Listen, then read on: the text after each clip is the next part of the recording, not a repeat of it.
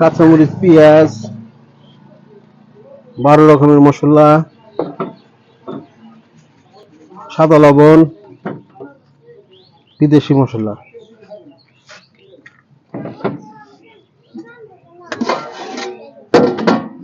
এই দিলাম চটপটি, ঘুগনি।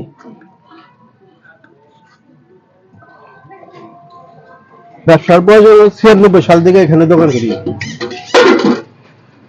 প্রথমে আসলো চানাচুর, তারপরে আসলাম ফুচকা দোকান।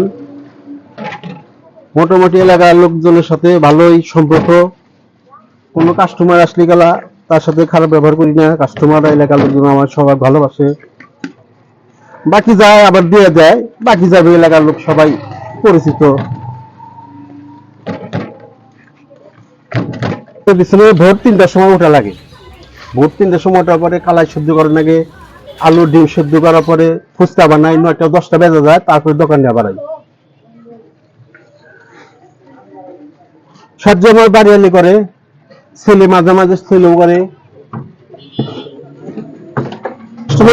সন্ধ্যার পরে বেশি থাকে, বিকাল থেকে সন্ধ্যা পর্যন্ত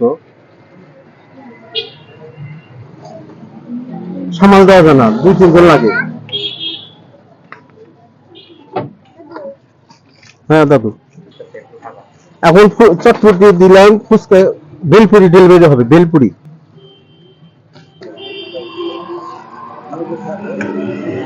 এখানে তো ফুচকা চটপটি সব মিলে প্রতিদিন আমার 100 প্লেট যায়।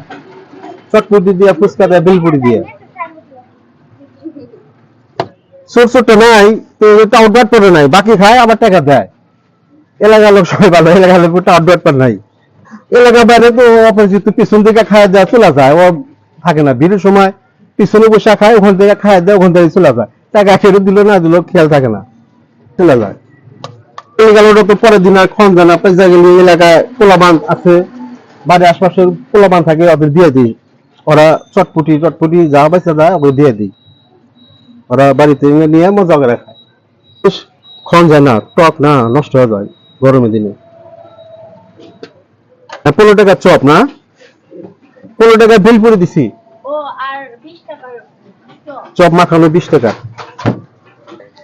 এখানে চপ মাখাতেছি 20 টাকা, 4টা চপ 20 টাকা, একটা 5 টাকা।